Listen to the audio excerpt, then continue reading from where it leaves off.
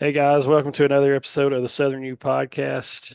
We try to educate Southern landowners on all things land related. We cover things from timber and agriculture all the way out to hunting and recreational type stuff as well. My name is Taylor McMurtry, and I'm always joined here by the man, the myth, the AL deer legend himself, Mr. Matt Brock of Habitat First Properties. And he's not even going to say anything to let us That know that brings he's so here. much joy to my heart. Just seeing Yes, him but he's smile when he he's hears it. he's here. And Mr. Jeremy Ferguson of Wildlife Consulting Services and Tut Land Company. And we actually are joined by a very special guest. We have Mr. Albert Tomechko from Vitalize Seed. He's co-owner there, and also we certainly appreciate Vitalize helping us out here on the podcast. They are one of the very few companies that we reached out to, and they said, "Hey, we'll take a chance on you. You know, we believe in what you guys are wanting to do." So, Al, welcome, man. Thank you for taking some time to hang out with us. Oh, thank you guys. Yeah, I've been following you guys since you started, and I catch as many podcasts as I can. I really enjoy, what you guys bring to the table and your Instagrams and social media and stuff. So it's really an honor to be on. I appreciate you guys. Yeah, absolutely. And you guys will have to bear with us. This is the first episode that we've done completely remote.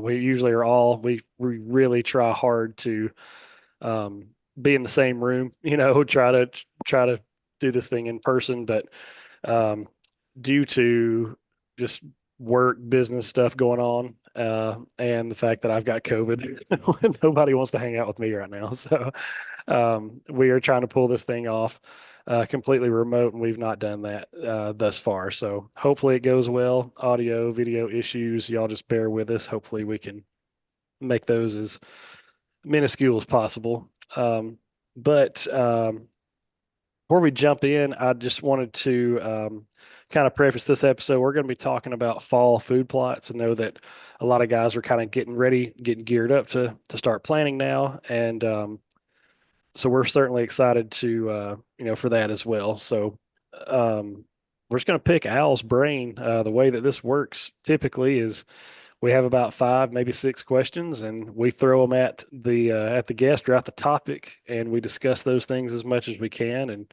once we wrap up all five or six of those questions, then we call it a day. So, Al, does that sound good to you, man? Yeah, that sounds great. I'm a little anxious. I don't know what the questions are going to be, but we'll give it our Yeah. best shot. Well, Al yeah, wanted to be teed up. I said, no, that's not how we roll. Yeah. uh-uh. No, we never know what we're going to be asked. That's right. Yeah, well, I'll give you an easy one. It shouldn't be one that's too difficult for you to come up with. But the first one here is, what led you to start Vitalize Seed, and what makes it different from other companies, kind of in that same industry? Well, I personally never planned on starting a seed company. I didn't really have interest in that. I recall, so our farm is in southeastern Ohio. It's foothills of Appalachia. Your big timber country. Lowest hole in the bucket is green food sources. I mean, you got to manage timber, cut timber, those type of things. But our neighbors cut hard. We've cut hard. A lot of people. It's always people are selling timber. Very similar to probably what some of you all see, except in our landscape in Ohio and the Midwest, properties are quite a bit smaller than what you see in the Southeast. We have a 300-acre farm, which is considered pretty large, relative to a lot of our neighbors. With that being said, I mean, I wanted to do more and more and more acres of food. And I remember one spring I went and pulled a soil test and I took it up to the local co-op and I got my fertilizer bill.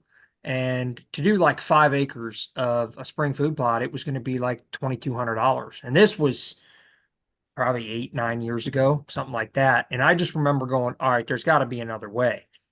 So I dove fully into understanding the three parts of soil, your physical, your chemical, and then of course the biological, which gets thrown around a lot when you get into regenerative agriculture and things like that, which I can touch on later. But what I found is there were a lot of other ways to make these nutrients available through highly diverse mixes. So I started writing blogs on the QDMA forum and things like that. Just, hey, here's the Ohio Farm Tour. Here's what I'm doing. Here's some deer I'm chasing. Here's some things that I'm doing. And then I started wrapping it in. I'm a really avid gardener. So I have like 110 heirloom tomatoes I grow from seed. They're from my wife's grandpa who brought them from Italy. They're like 75-year-old passed down, and I keep it Wow. going. So I got like 110 plants in my garden, something like that. I keep adding a couple more. And I do that every year. So I started taking a lot of the soil health aspects and adding that to my garden as well.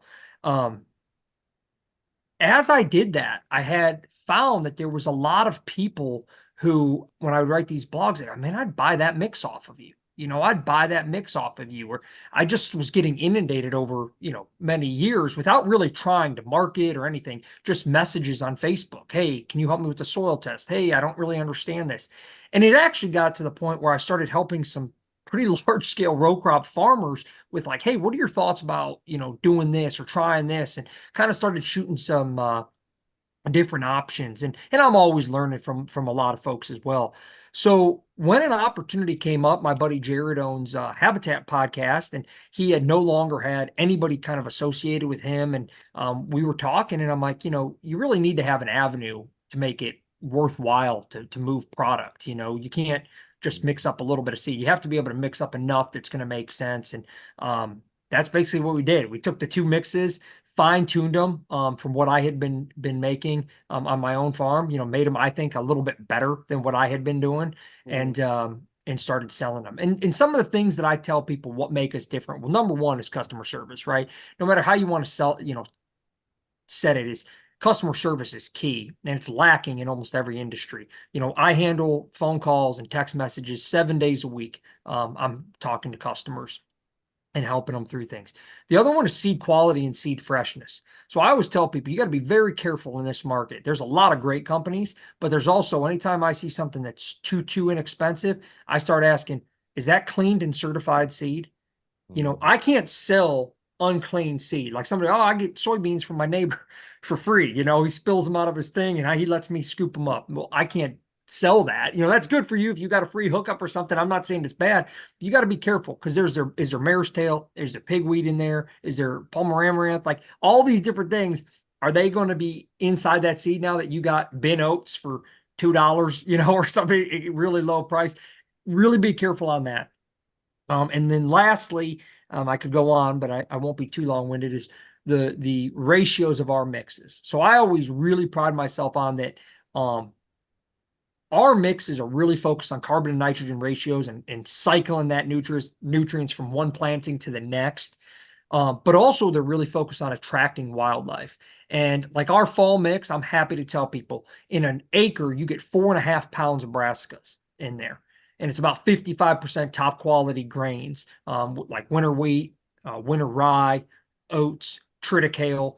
So we don't put 90% grains and then, spill a couple purple top turnips in there and try to make it look good. We want people to realize you're getting a top quality thing. And the reason I do that is I won't sell anything I'm not going to plant on my own farm. So I want good tuber production. I also use forage quality brassicas, as well as the tuber production. So not only do we use, the root buster radishes and daikon radishes and Winfred forage brassica, or in purple top turnips, we also are using things like Winfred forage brassicas, right? Things that were developed for the cattle industry to be able to handle browse, and then being able to continue to grow those leaves, so that in those areas where guys are putting hidey hole food plots in and things like that, you're not just going to be one and done like you would be if you did a monoculture, say purple top turnips. You got a high deer density, you're done. And then we also have a bunch of really hot, top quality annual clovers. And I think Jeremy sent me a couple pictures last year, big as his hand, some of the clovers. And, it'd be cheaper to use just crimson, right? But we want crimson. We want fixation balanza. We want frosty berseem. And we don't cover those up. We don't say it's Albert's special clover. Like, I want people to know the value they're getting. The fixation balanza, it took a long time for them to develop that quality of a clover, that I want people to understand, like, I could put on variety not stated and say Albert's, Vitalize special clover, but I don't want that. I think it's more important for the niche that we service, for people to understand what they're getting. And that's what we do when we work with small growers from flower farmers. I had some people order cover crop seed from us today. They use our fall mix for their cover crops for their flower farms or orchards or things like that. Obviously, all the way up to guys who are, you know, as nuts as me, we're planting 50, 60, 100 acres a year of food plots for deer. And, you know, we kind of work with everybody in between. Yeah. That's interesting. And I don't know if I've shared with Taylor and Matt how I actually came across you guys and reached out to you. Um, Matt and I have a mutual friend, Stephen Cottney, that had gotten real big into the regenerative ag stuff. And I was picking his brain. This has been several years ago. And I was actually looking at it because we bought a farm, and on the farm, part of it had been all the dirt had been pushed up, and it was a motocross track. So obviously the soil was terrible. A lot of clay on top where they'd built all the jumps and all that. But I was trying to plant something for improving the soil and for my cattle grazing, just both of them. And he told me to look into a few things, and I did, and came across you guys, and I reached out to you, and that's how we got hooked up. Is it originally had nothing to do with deer. It was all about just improving some soil and providing some forage for some cows. So That's cool. Yeah, and I think it's neat that you said something earlier about um, having different varieties and mixes and things like that, or within your mix. And that kind of leads into that second question, too, that I've got here is why is it so important to have a diversity, have a lot of different things in your mixes? Well, I mean, it's multifaceted, right? Number one, from a soil health perspective, you want to make sure that you're balancing, you know, different root structures within your soil. Some plants are going to be more fibrous and more on the top, and it's going to be really good at cycling nutrients that are on the top and stimulating microbes. But then you're going to also want nutrients that are deep down, or roots, excuse me, that are deep down, that are scavenging nitrate and things like that and pulling that back up, right? So you hear that a lot with things like Sudan. It's a good nitrogen scavenger, or radish if it's a fall planting. You hear that often. So having that is really critical. I also think it's important. So I'll use our Nitro Boost, which is our spring summer mix, as an example of this. Is I don't want all of the food. If it's a whitetail, most of your listeners are going to be wildlife guys, so we'll focus on whitetails, specifically. But I don't want all of the food walking off the field. So I want species in there, just like sorghum, like Sudan, that are not overly attractive to wildlife, or whitetails in particularly, from a browsability perspective, because I want those in there from a soil health perspective. Let the deer eat the cowpeas and the lab and the soybeans and things. But that way, when I go in there and no-till drill through that in the fall, or if you don't have a no-till drill, you broadcast in and mow it off, or you broadcast and spray it off, or something like that. Now you have a thatch that's able to cover that. If I plant a soybean monoculture in a lot of the whitetails range, at least in the southeast and in the central Midwest, some of the northern Midwest might not have the density that we have, like say in Ohio, and definitely not in the southeast.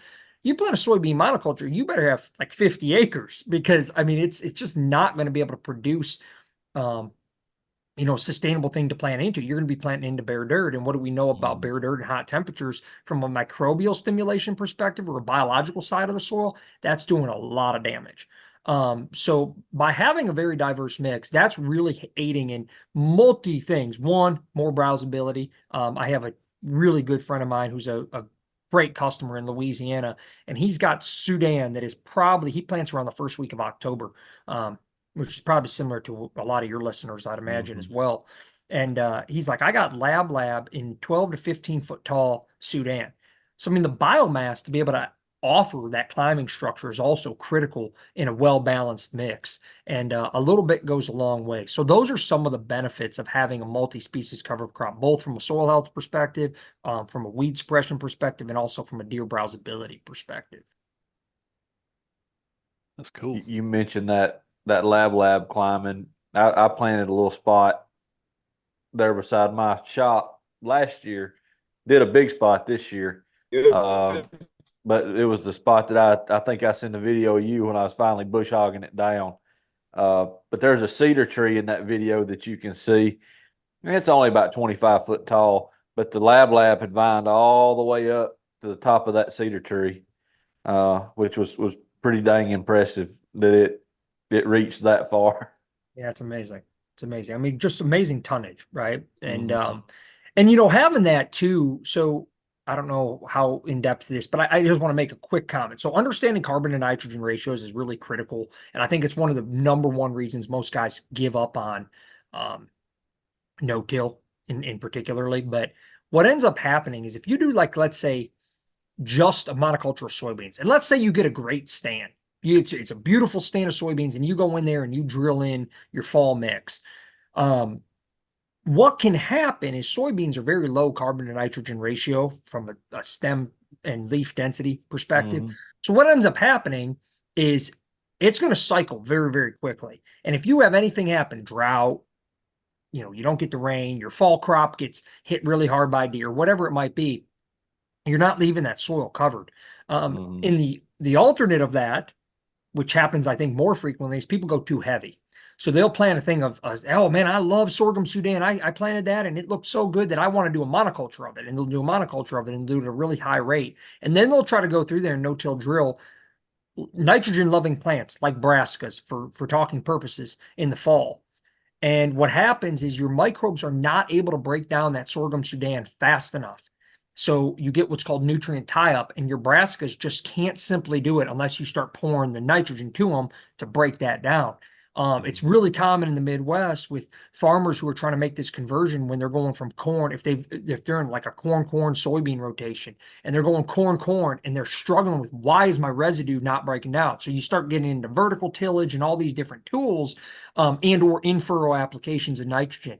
But without going down that whole rabbit hole, I think it's really critical with having that balance and a highly diverse mix. It helps with that whole idea of our system, at least, of that nutrient cycling. So you're having different plant species break down to different rates that are making different nutrients available for that next planting. So hopefully that makes sense as to Mhm. another benefit of highly diverse mixes. Gotcha. Yeah, that's cool. Good info. I think we lost Matt's video feed. Not sure what happened to him. Who knows? Old Matt. I don't know if we've ever even had mine. I'm not sure what the deal is. Am I showing up on your screen? Yes. I'm not Yeah. showing up Yeah, on. you're good. I'm not showing up That on. now Matt's completely gone. We're down a man already, guys. He probably Al's ran out of data on his phone. no, he Al was dropping too much knowledge on him. He couldn't handle He all the couldn't handle facts. it. Yeah, had to dip out. Well, that's cool. I mean, you kind of sort of led into that to the next thing that I was going to ask you. There is, um, you get like people that are frustrated with whatever it is they're trying to plant, especially like in the southeast or in the fall, something like that, and like people want to start to give up. So that third question I've got here is just what's the first thing that people need to be mindful of when planning a fall plot? Like what's kind of step number one or something that everybody needs to stop and put the brakes on. Let's get this, let's handle this thing first and then we can figure out what we want to plant and that sort of thing. Yeah, well, I think Jeremy actually touched Matt and Jeremy might have hit on this on one of your guys' last podcasts, I think, if I remember correctly. But one is sunlight. I would say that's probably one of the most common things I see people, trying to do a food plot in an area that it just doesn't have sunlight. And Hmm. I mean, plants, fancy term, right? But photosynthesize. I mean, they need sunlight, Mm, and that is one thing that I see a lot. But in general, at a high level, without taking a soil test, you are really chasing your tail because you don't know what you don't know. So when guys are, especially if you're struggling, now some guys will take a shovel and they'll stick it in the ground. They'll go, man, I know the soil's good. It's down by a river, or it holds moisture. It's got a nice rich color to it, and you can, in certain situations, get away from that. So everybody's baseline is going to be a different starting point. Every soil is slightly different. But I think that's the biggest mistake I see is guys not taking a soil test. Because if you go buy a bag of seed at a Tractor Supply. It's probably going to say, here's the seed, here's the type, and here, go do this fertilizer recommendation. Well, there's a reason why farmers don't use blanket fertilizer recommendations. And the reason is because one, it can be a big waste of money. So in the Midwest and most Midwestern soils and some of the heavy clay that you all have, sandy's going to be slightly different, but bear with me. Phosphorus is expected to move, synthetic phosphorus, at about 1/4 inch a year in a soil. So if you're trying to do a no-till system, because you've watched YouTube programs or whatever it might be, you listen to podcasts and you're like, man, I love this no-till idea. But then you're sticking to putting synthetic phosphorus on. That's like a generational play. So you might be struggling to get plants to grow because you're trying to just do a broadcast no-till system and you're throwing down a whole bunch of phosphorus, even if your soil test does say you need it, and you're wasting money. You'd be much better off getting a manure type source there, even if it's a little bit more expensive or a little bit less, or you have to go with a pelletized type of thing. And you just do a little bit at a time and letting earthworms and other arthropods naturally move that down into the root system through biological movement, right, of those things happening, because that will happen. Worms, beetles, they're going to grab that and move it through the soil profile. They're going to defecate. Now you're moving the nutrients more in a natural way through that soil profile versus if you're just not taking a soil test, or you're taking a soil test, but you're not really prescribing what you need for that specific soil type and specifically to how you're planting. To me, that's where most people continue to struggle and struggle and struggle, is they're just taking blanket advice or blanket things that they've read online, and it's like they don't understand why they're struggling.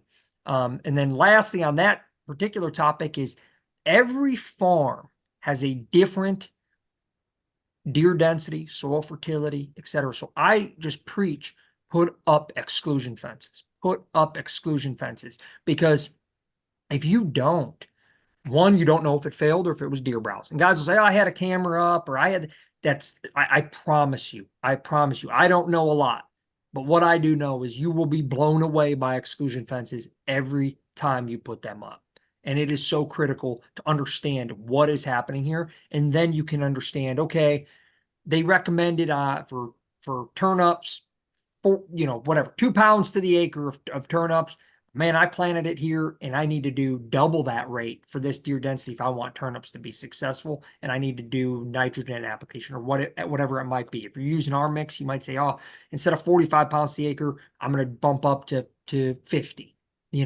So I think that is really some of the things that people, when they're struggling, why they struggle is because of the soil test, no exclusion fence, and then of course just following, not understanding how soil nutrients move through the soil is really, really critical.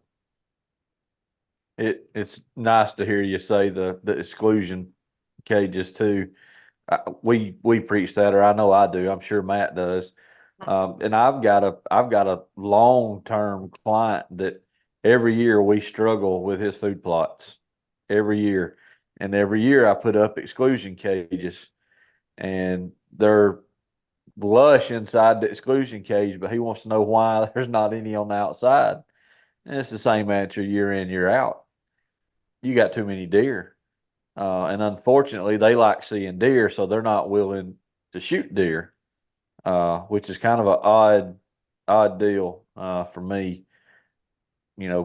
Managing a piece of property where people don't really want to shoot very many deer, but it has created a problem for them.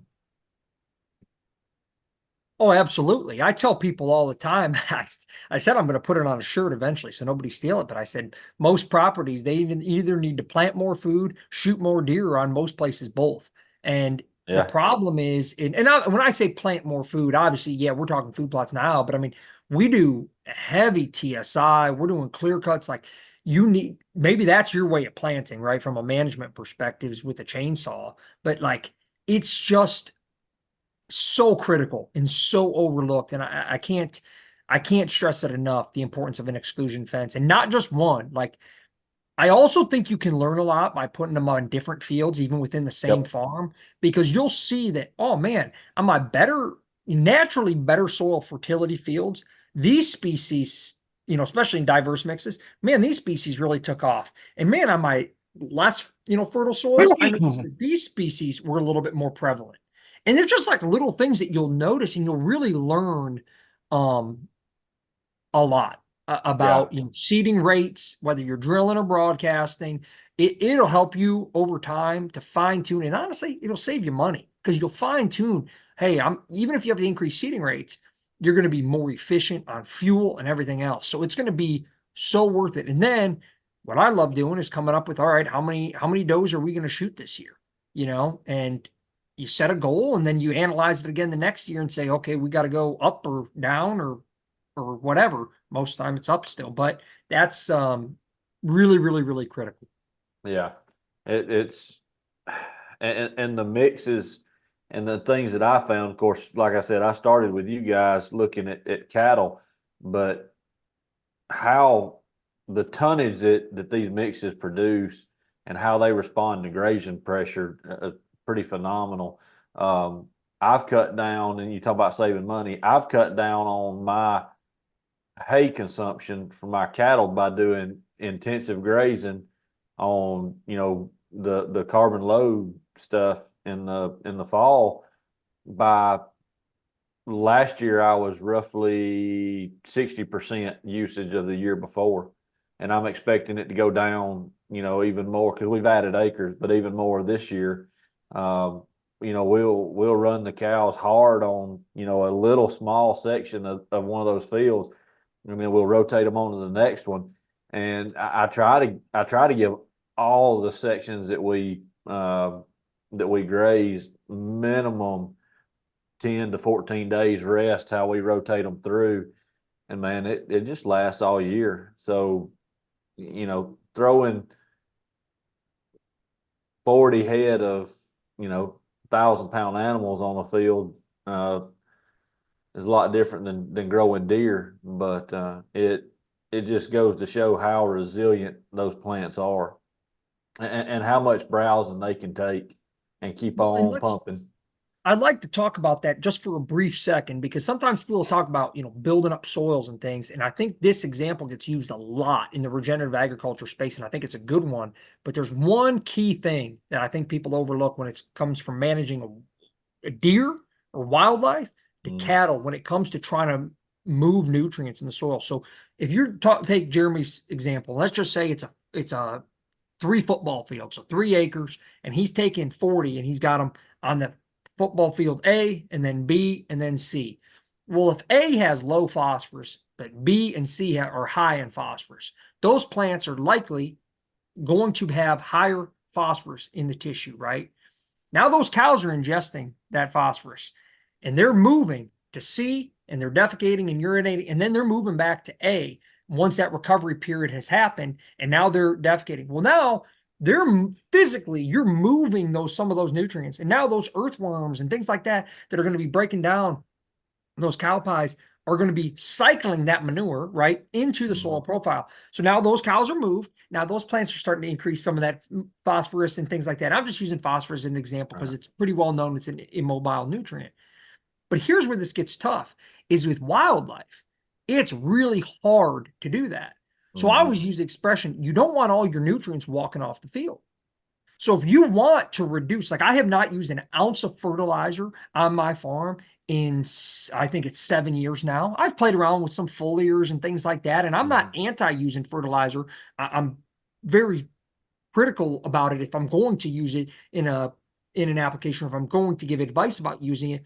I'm okay with doing it, but I just haven't needed to because the biomass I've been able to produce has been so critical. But that will not last forever if I'm mining all these nutrients and cycling all these nutrients, and then everything's ate down lip high year after year after year. And yeah, deer defecate a little bit in the fields, but it's not like cows. I mean, they're a little bit and then they're gone, a little bit and then they're gone, and that's why you walk a thicket versus a food plot. You're going to count a lot more feces in a thicket than you are in a food plot, at least in my experience. So right. I tend to think that that sometimes gets a little bit overlooked, that if everything's always walking off the field, you really got to manage those expectations, even though the amount of nutrients in our soils is hard to even fathom how many pounds are there that we can make available through biology.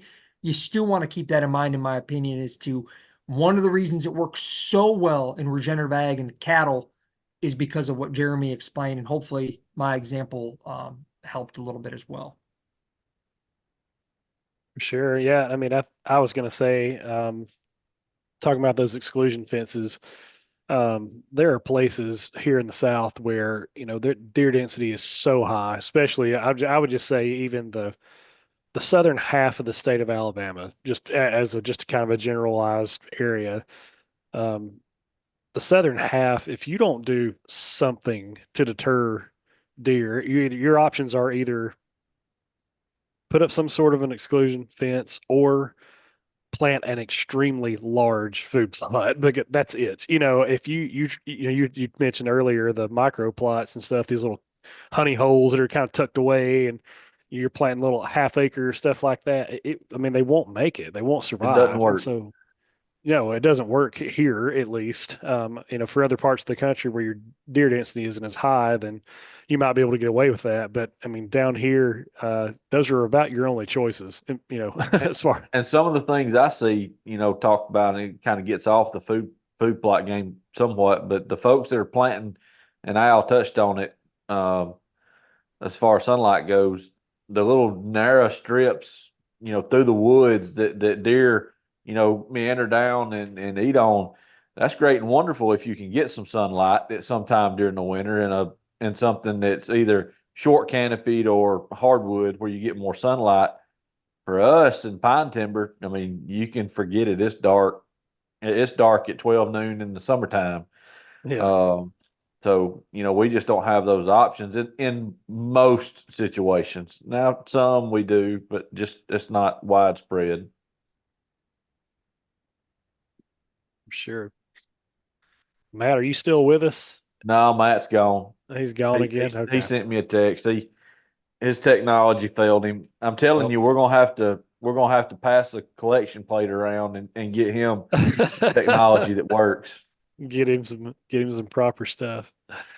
That's funny. Well, moving on here. Next question, Alf, you ready? I'm ready. We've talked a little bit about this already. I think you could probably maybe dive into this with a little bit more detail, maybe. But question number 4: what are some of the biggest problems slash misconceptions in food plotting? I know that just kind of in your experience, not just with the Vitalize Seed, but just personally, I guess maybe, I know one thing that Jeremy and I have talked about a good bit is that um, people want their food plots to just look pristine. They want them to be so clean. They can't have a single, piece of a weed in there anywhere. Like it's just, and it drives them crazy. That's one thing I feel like it's not a hill worth dying on. At the end of the day, you're trying to feed wildlife. You're not, it's not commercial agriculture because we're talking about fall food plots and stuff. So that's just one example. But is there anything like that you could point to and say, hey, look, you need to make this more of a priority and you need to make these 2 or 3 things a much lower priority, I guess, when it comes to this kind of stuff. Yeah, I mean, that's a great example. I think in general, I've thought about this a lot just in how the industry goes. And there's a statistics term that says, you've probably heard it before, but it says, correlation does not imply causation. That's right. And I, Yep. and I think that there's oftentimes in really every industry, not just the wildlife industry, right? But there's this That's idea right. like if you do this, a booner's going to show up, Right. and I think that's a really, really, really, really, really big misconception. And listen, I love being on a tractor. My son's 3 years old. We planted the first field today. He was on the not today, excuse me. This year he was on his buddy seat, on the tractor with me. We had Tracy Lawrence radio blaring. I mean, I love it, but all the food plots in the world are not going to be the only thing that grows a big deer. If you shoot every 3-year-old deer on your farm and you got 10,000 acres of food plots, but every 3-year-old buck gets killed, you're not going to have any big deer. Like, you know what I mean? Like, there's so many other factors that go into it. You know, you're not just going to pour a special bag of mineral or feed on the ground. And yes, somebody might do that and get a picture of a big deer, but that big deer is not there or did not get there because that special sack of dust or whatever it might be is on the ground. So I think that there is a lot of times where people will say things or do things in this industry, and in all industries, in ag, it happens too, but they will make claims or they'll say, hey, I did this and it was correlated to an increase in organic matter, or it was correlated to the, and there's not enough quantifiable evidence if you really dove into it to say what they're saying, you know, or to prove what they're saying. But it sounds good. And hey, I did this. And I've actually started a group years ago before I started Vitalize Seed called Build Better Soil. And I now resent that because there's a lot of things that are sold out there as like a soil building mix. And our term gets thrown around there, but there is no singular mix, right? Or singular action that's going to build soil, however you define build, right? Is it biological? Is it chemical? Is it the physical side? Like, what are you going to do?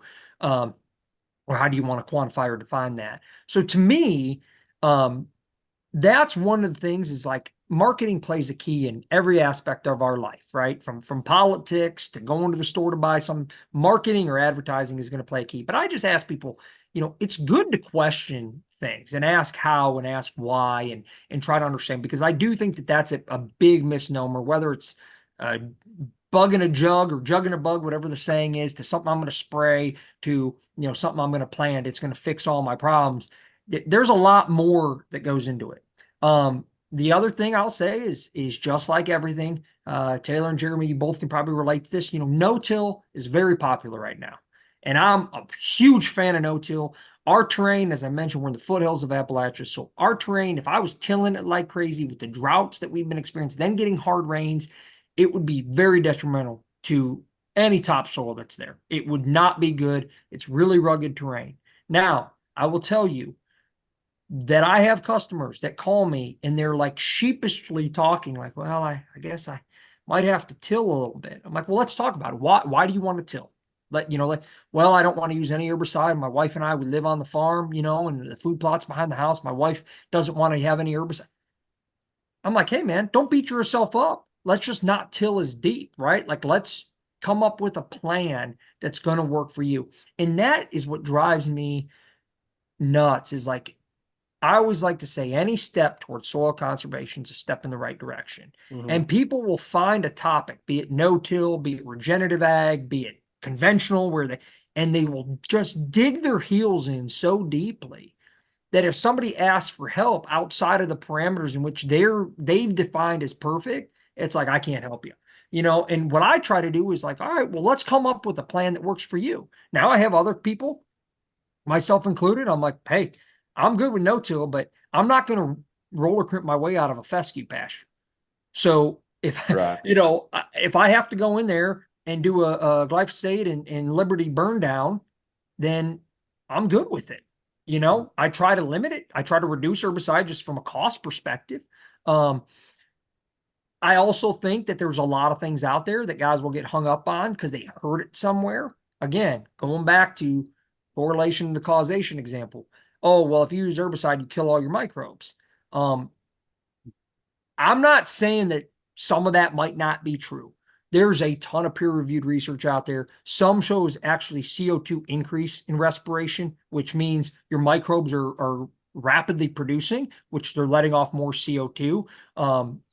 I have taken personally PLFA examples on parts of my farm, which that's phospholipid fatty acids, which is a measurement of microbial biomass in your soil profile on fields that have used herbicide. Now, not long-lasting residual herbicides, not multiple trips a year. I'm talking once, maybe every 12 months, because if I can roller crimp and let stuff grow up, I will. But let's say I've done, the biomass is off the charts. I forget the unit they use, but it's like at 5,000 units. Mine was like 6 or 7 or 8,000 units on that particular field. Wow. And I mean, literally off the charts of what they max out. They said if it's at 5,000, it's high. Mine's off the charts. And I actually reviewed it. We work with Ward Laboratories, and I reviewed it with one of their specialists to go over that. So again, take little bits from a very eclectic source and try to get the best plan you can. But feeding deer, that's the easy part.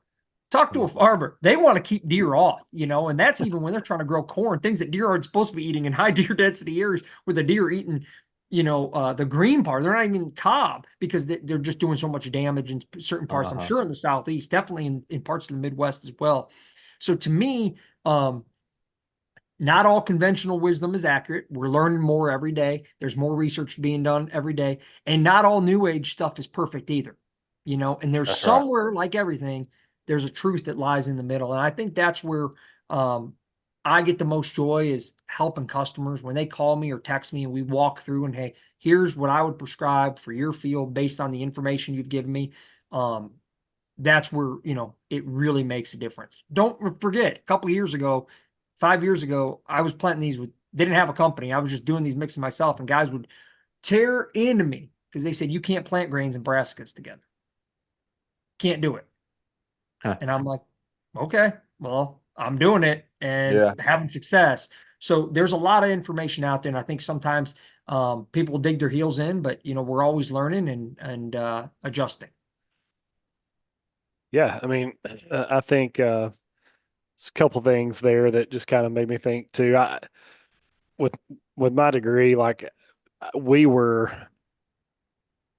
they pride themselves at Jacksonville. I have a psych degree, and their thing is if you graduate from this program, you're going to know how to do and conduct and publish research. Like you will have to figure this out, or you will not graduate. It's just like their kind of badge of honor, I guess. And so, um, talking about causation versus correlation and stuff, and you get into some of that, and it's like even now, like you talk about marketing playing an element in every industry, like in the health industry, um, the carnivore diet is what has taken off. Carbs are bad. Carbs are bad. All I can see, if you eat a loaf of bread, then you know what I mean. You're shooting yourself in the foot. It's terrible for your body. It's like, look, I'm not saying that you should overindulge, but like your body needs carbohydrates. Let's talk about which one of these things has a causation type relationship and which one maybe has a correlation to, so but it's funny how it does affect every industry. But um Absolutely. and the other Absolutely. thing too is that the longer that we have done this podcast and even just like Jeremy and Matt and then other people that we've been able to have on as guests in terms of management, in terms of, you know, a year-round management plan for wildlife. I think what I'm starting to finally start to realize is that very seldom, if ever, is there a just super quick, easy fix to whatever it is that you have going on. Well, I'm just not No. seeing the deer that I want to see, or I'm not holding the amount of turkeys that I want to hold, or whatever it is, whatever your problem seems to be, there's not just a super quick solution to that most of the time. It requires like, okay, do you have your harvest restrictions in order? Do you have your habitat in order? Do you have, you know what I mean? It's just like now you check off all of these boxes and then you start to see positive things happen over time, and like you said, look, some of these guys will go plant a food plot or 10,000 acres of food plots or whatever and get a trail cam picture of a monster buck. Well, like there's nothing that guaranteed that was ever going to happen. But all you can do is just make sure that you're checking the boxes and not stacking the odds, but giving yourself whatever advantage you can get, and give those animals whatever advantage they can have to reach their maturity, I guess. So, um, it kind of is an all encompassing type thing rather than just a one, one piece of the puzzle type thing, I guess. Well, I And think, he, yeah. I mean, Jeremy, I'm sure in your experiences, you could shed some light on this, but I mean, in mine, I think one of the biggest issues I see with guys, I got a lot of friends. Oh man, I'd love to buy a farm someday or whatever, Hey, pick my brain. Hey, what's it been like? We started with just a small chunk of ground. Over years, we've added a little bit more and a little bit more. There's certain things you say, put up gates, post the property, those general things. Put some cameras for deer and some cameras for troublemakers. But then I always tell them, I go, all of that to say, don't always assume that the neighbors are the bad guy. because I think it's so easy. You read on forums or Facebook, oh, the neighbors, they shoot all my deer, or they shoot this, and in my experience, we've had fantastic rapport, and then all of a sudden you go, oh, well, I was managing 1,000 acres or 300 acres or 50. And now, oh, well, now we got 200 acres of guys on the same page. And now we got 1,000 and two. Before you know it, you're like, oh, we got 10,000 acres on the same page, Yep. and depending on where you're at in the country, that's going to all be relative scale. But I think that's something that I found is like, oh man, it seemed like everybody had such negative things to say about their neighbors. And I'm just like, pretty happy, like guy. I consider myself a really nice guy. I just like talking to people, and I'd meet a guy on the road or whatever, pull the truck over and start, hey, how's it going? Get his cell phone number. We start texting, sharing deer pictures, and hey, I found this shed. And before you know it, it's like, man, we're all on the same page and we're all Yeah. having fun. And you aren't this supposedly, evil, evil neighbor. Like you're staying on your side of the line. I'm staying on mine. We're having fun. Like, so I think that would be another big thing that I think people will do from a management perspective is don't assume your neighbors are bad. Cause in my experience, I just have not seen that, be it a permission piece I'm hunting or managing to my own kind of life work that I call the farm. When it comes to neighbors, I live by the motto, trust but verify. You're gonna trust them at their word, but then verify, through the years. Because if you've listened to us, you heard me complain about one of our neighbors. Um, it's just a fact of the matter. They do things differently, and hey, it's their, they don't own it. It's their hunting lease. They can do whatever they want. It just doesn't help us. Um, and it sounds selfish the way it's coming out, because everything we do helps them, but nothing, literally nothing they do really has a positive impact on us. Um, but honestly, I believe that is a little bit different because of culture, hunting culture in the past, in the Midwest and in the Northeast, where cooperatives were much more, I guess, common. And I remember when QDMA got started years ago. I can't remember who was over that. It was probably Kip that was working on, all forming co-ops throughout the country, and it worked well there. And it traditionally has not worked in the South. Um, Part of it is very stubborn folks over property rights aspects, and look, I'm that way. And two, uh, just doggone, just downright stubborn as I'm gonna do whatever I want to do, and but that's fine. I do though, when I am researching properties for customers for purchase, I do deep dives on the neighbors. We have let some tracts go that look great on the outside. The landowner would have loved the property, or the future landowner would have loved the property, but they didn't want to fight what we found out was going to be poor neighbors when it come to hunting aspect. So I do recommend people trust but verify for sure. It's a great point. And I'm chasing rabbits here like we often do. But you mentioned treating each field differently, and even portions of each field differently. One thing I want to throw out there from a consultant side of things, when we're out working on landowners' farms and we're spending all this time planting fields, trying to take advantage of all the information that we have at our fingertips, which is soil samples, having somebody read those soil samples and help us. I've called you on several, just scratching my head on them and just say, hey, walk me through this. And you send them an invoice and like, why in the crap did it cost this much to plant, these fields? And like, well, it's not just a simple one pass or one mix does all. You've got to treat everything differently, and it takes a lot of time to do that.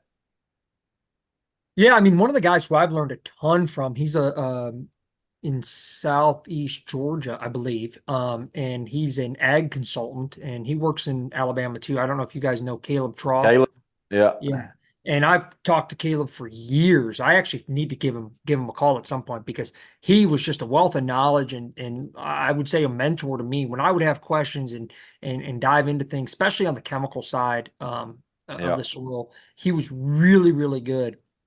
And he was inspiring to talk to, and he was one who really got me into ag PhD radio. They do a nice job Yep. there, but understanding, they recommend now this is at the ag level. So does a food plotter need to get this serious? Maybe not, but they're recommending 1 acre grid soil tests. Uh-huh.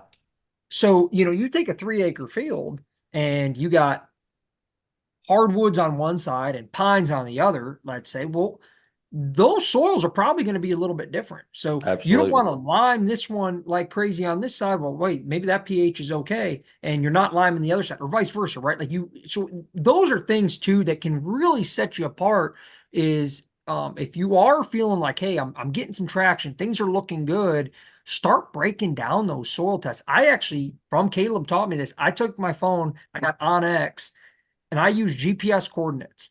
So my goal every year when I'm taking samples is that I hope that probe, it's going down 6 inches, and I hope that it's going to the same hole almost that it went Yeah. in the year before. And that, I have my probe marked with a Sharpie. So every time I step on that, I'm going 6 inches down, 6 inches down, 6 inches down. Because again, you take a shovel and throw it into a bucket and mix it up, and you have this much organic matter, which typically is in top of your topsoil, right?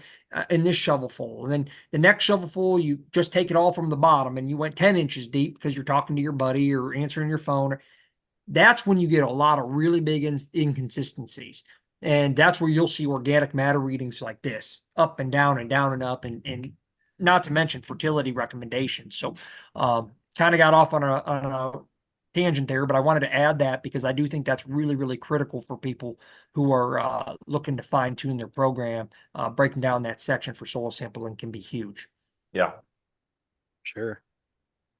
Well, switch gears a little bit with this last question that I've got here is obviously other than the time frame, talk about kind of what you're planning, I guess would be the difference here. But what's the biggest difference in your eyes between fall plots versus spring plots? I know obviously you're planting one of those in the spring, one in the fall, but apart from that, what are what are you changing up? What are you planting in the spring that you're not planting in the fall, vice versa? Yeah, so that's a great question. What I look at it as is for hunters is your spring plot is your cover crop for your cash crop. And the reason I say that is because, well, as hunters, most of the time we want to get the maximum yield, attractiveness, etc., out of that fall plot. And what you can do is plant a nitro boost as our spring summer mix in the summer to feed that soil. So that is high nitro in legumes. So it's got beans and peas and cowpeas and all these type of things. Lab, American joint vetch. It also has some non-leguminous species like Sudan and sorghum and spring barley and a little bit of rape and things like that are going to scavenge some nitrogen. In general, most of the whitetails range, fall planted crops really like nitrogen. Your grains, your brassicas, clovers, a little bit at planting, they can handle if you're using synthetic fertilizer. But then after that, if you have the right bacteria in there, they should start fixing their own nitrogen. But in general, there peas also are legume that are in that fall mix. So to me, that's why I'm focused on planting a spring mix for my fall, right? Now, the other benefit, of course, is that you do have good quality forage, soybeans in there and things like that, clovers in that spring mix that are going to feed your wildlife all spring and summer too. So that's another really good benefit, obviously. Now, if you are in a no-till program, some guys are still in, they want to make it like a green manure where they're tilling it under. But if you are in a no-till program and you have this big amount of biomass, like you saw in the videos we shared of Jeremy bush hogging or some of the ones on our website where I'm drilling through it just a week or two ago, you can see how that mat is going to suppress weeds going into the fall. So that's another big benefit of kind of having that spring to summer or excuse me, spring, summer to fall rotation, if you will. Now, if you are a gardener or, an orchard or you're managing, then it's a little bit different. Typically, people are using a fall cover crop like our carbon load, and then they're following that with their cash crop. We do have some, depending on what they're growing. If they're growing, let's say, garlic, most people are going to be planting garlic late fall. They're actually using our summer cover crop, Nitro Boost, in that bed all summer, terminate, and then planting their fall crop like garlic for talking purposes, or other species that they won't harvest right away. More in like on the small scale farming side. But those are some of those benefits. I mean, in the fall, to answer your last question, what are you planting? Again, typically your grains, your brassicas, you're going to have high quality clovers. And then at least in our mix, and then you're going to have, things like peas, hairy vetch, as well. So some of those, again, are really, really, really good species for as far as deer attractiveness. All of them are going to overwinter in your area. I would say 98% of them overwinter in even up to Minnesota. There's a couple species that might not, some of your brassicas and things. But those are typically what you're going to be planting in that fall mix. Gotcha. Yeah. And I mean, I know obviously I think of it in terms of, like you said, hey, I'm trying to feed my wildlife more so in the spring and summer months, making sure that they're getting the maximum amount of nutrients out of that plot. Whereas in the fall, yes, they may be in the same physical location, but I mean, if I'm planting a fall plot, it's with the intention of hopefully harvesting a deer off this place too. You know what I mean? It's like I'm trying to access that in a way that, that doesn't bump deer every time I get in there.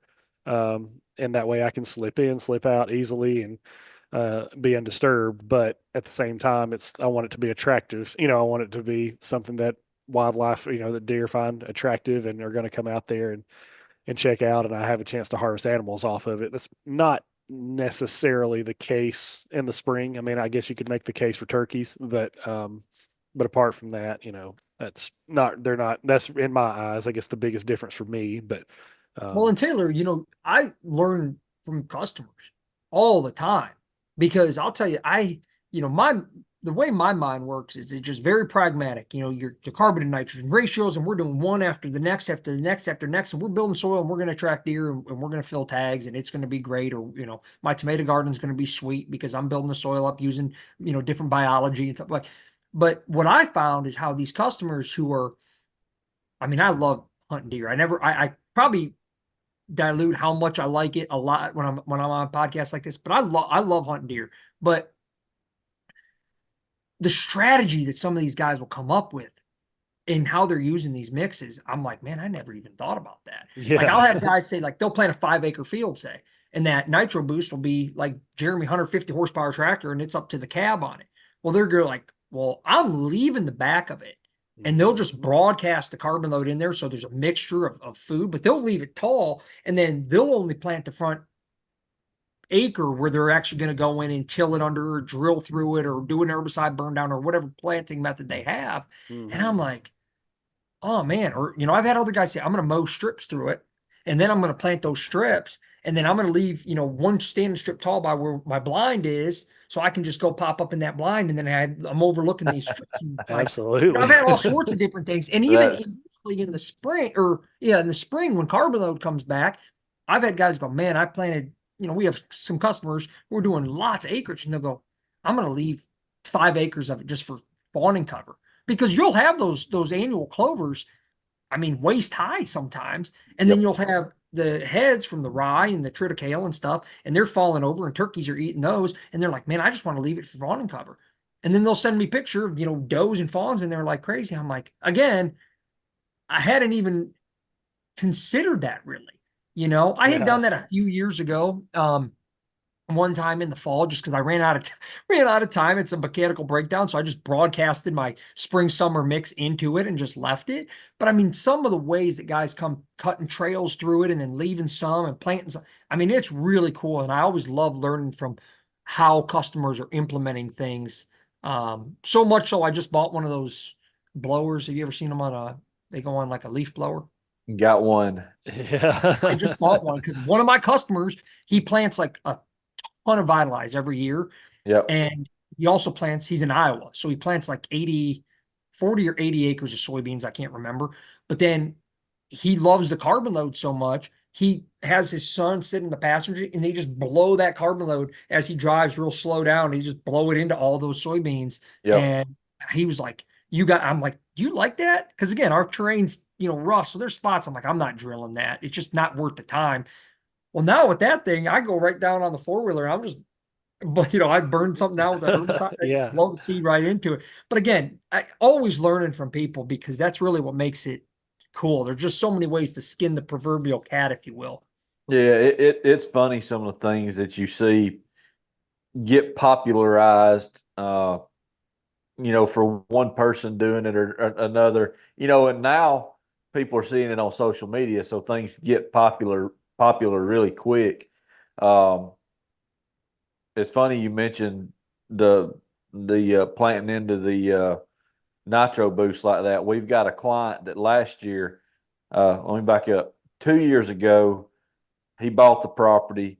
They saw a ton of bucks in an old field setting.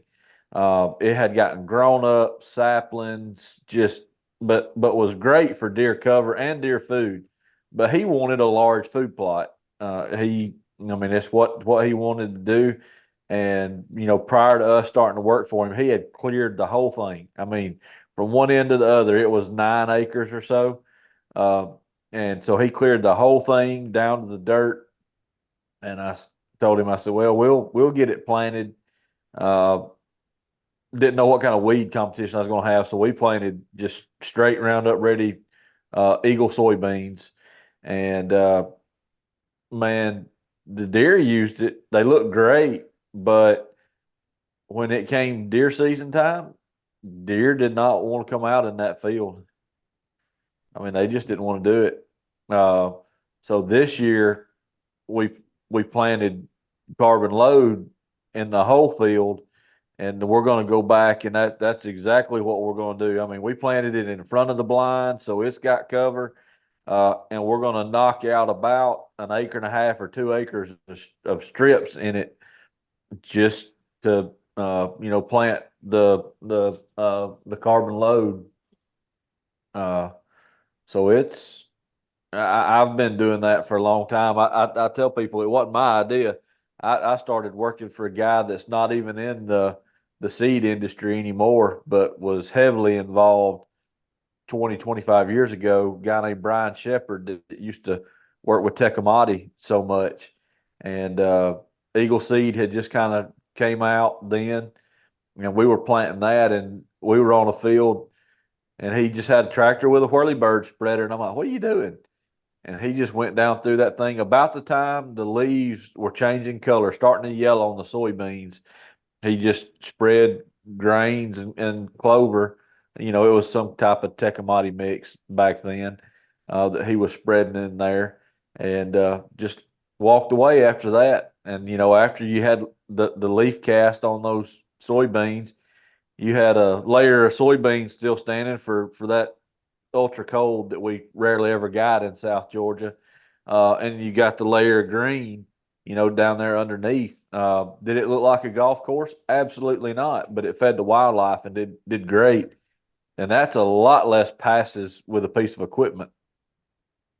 Oh, yeah, absolutely. Absolutely. It's cool, man. That's good stuff. Jeremy, I couldn't remember if you had any other questions for Al before we let him get out of here. Oh man, I've got 100, but Yeah, I we know. don't have time to get all of them, so we'll save them for the next time. I really would like Al to come back with us and dive deep a little more into the soil health side, and then also a little bit of the seed industry side. Um, I've got background in the seed industry, so I know it and can talk it, but uh, one thing that I find interesting that has become kind of popularized to be talked about on social media, they're talking about live seed percentages in your bags and whether or not you're actually getting enough to plant the acreage and the whole nine. Uh, so I've always thought that was interesting. Different manufacturers are different. So you've kind of got to pay attention to that. And it's like you said, it's all marketing, but there's a lot of things I think that we could touch on that would interest the public. Absolutely. Yeah. I mean, it's a very diffuse industry, and there's a lot of players in there. And like I said earlier, there's a lot of great companies, really respectable companies. And just like in any industry, there's some that are just trying to drive profits, and Yeah. I think that, but for the soil biology side, I mean, I would love to talk about some of the testing that we're doing, total nutrient digest and tissue testing and PLFA testing, and how that correlates not just to food plots, but how does that correlate to, if you're trying to grow a garden, or I know on some of your podcasts, you talk about your sweet corn patch, Yeah. how can you use that? What are some things that we should be considering maybe, based on what are the soil tests saying, and where do you start once you get a soil test? Should you look at base saturation? Should you look at pH? And I think those are all things, in my opinion, that can be really helpful in the long term, to help somebody grow a really good quality food plot or garden or orchard or whatever it might be. Yeah. And I'm looking forward to trying a few more things, and we can talk about it later. But doing all this seeding and fertilizing and spraying with drones has it's changed the food plot game for us, as a consultant. We're able to do some things that normally we had to haul a lot of heavy equipment to do, and now that has really changed the game. And I'm interested to see how that evolves the next 3 to 5 years. Absolutely. Absolutely. Awesome. Well, Al, before you get out of here, man, I was going to give you a chance just to maybe tell our listeners. I mean, we talk about you guys a lot, in our social stuff and on our podcast and that sort of thing. But is there anything that you guys have on the horizon? I know you said you're doing some testing and stuff, but in terms of product or anything you got coming up, that maybe you want people to know about? Yeah, so I mean, we keep it pretty simple. I mean, we're always listening to our customers. This past year, about a year and a half ago, I would say, we started to develop a clover mix. I have some logging roads that I had done some clear cuts, and I didn't want to just leave them bare. So I said, well, let's come up with a clover mix. Again, we try to do everything a little bit different. So, in our clover mix, um, some of the clovers we get, they do have a little bit of a coating on them. But again, they're going to say, well, it's going to help with the inoculation, so you don't have to inoculate it and things like that. But we also increase seeding rate a little bit there. So you get in an acre's bag of that, you get 18 pounds of clover from us, which can cover up to 2, maybe even 3 acres, depending on if it's an existing plant. We also pair that with a black oat.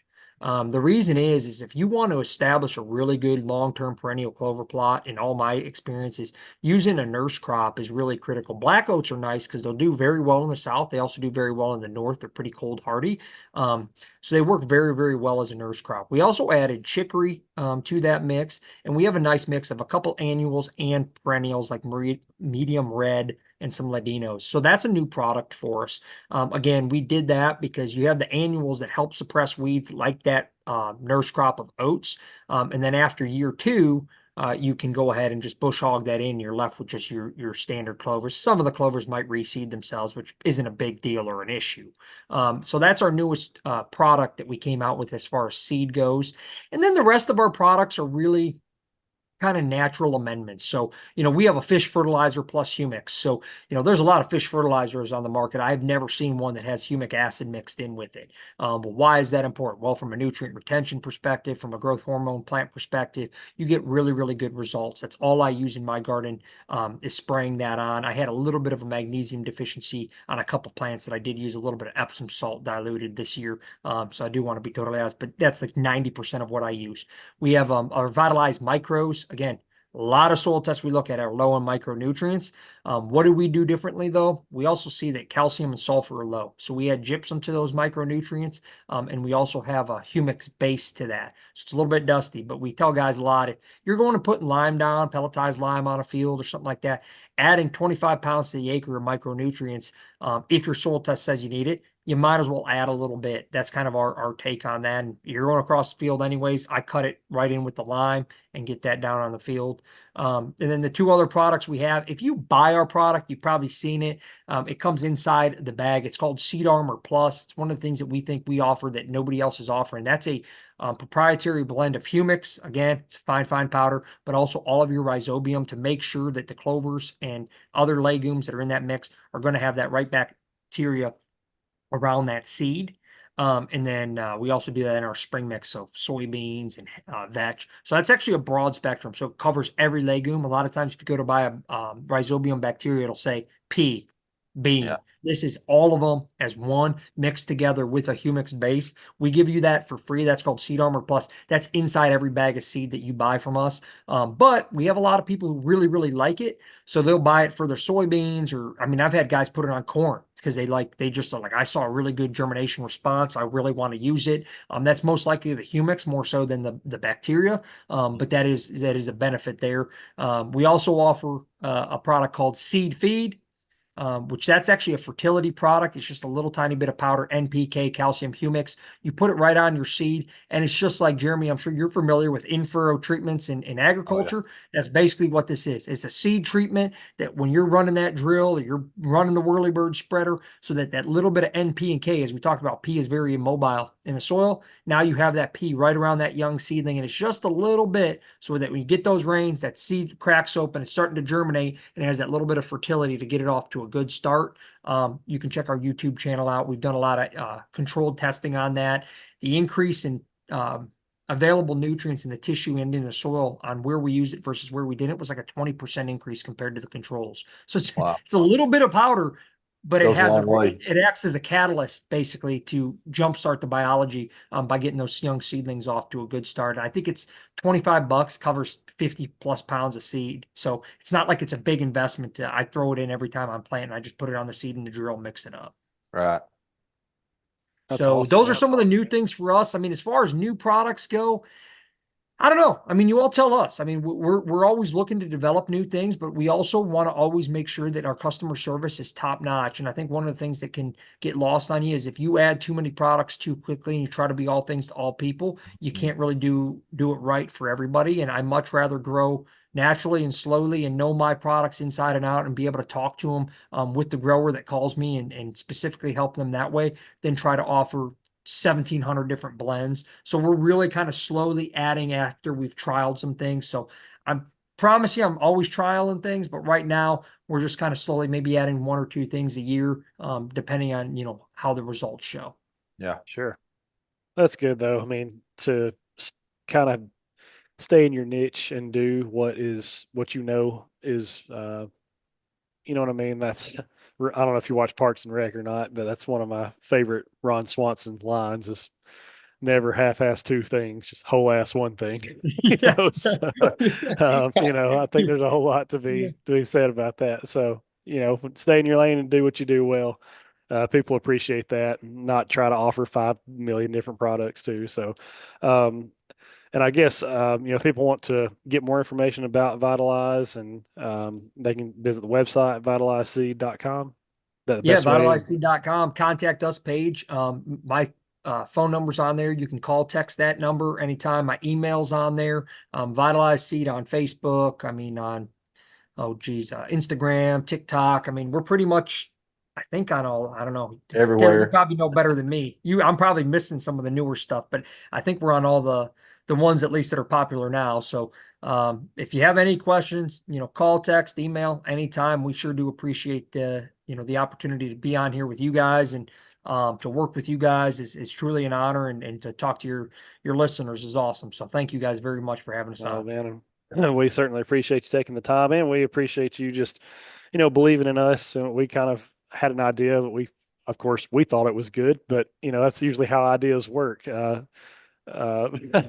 have a friend of mine that says, I've never had a bad idea until I told somebody else about it. You know what I mean? So we thought it was Yeah. a great idea. But turns out, we had a handful of people who said, yeah, I can get on board with that. I think that's something that could work. And so we're thankful to work with you guys too, because Absolutely. And and we appreciate you just kind of sharing our stuff too, more than Oh, just absolutely.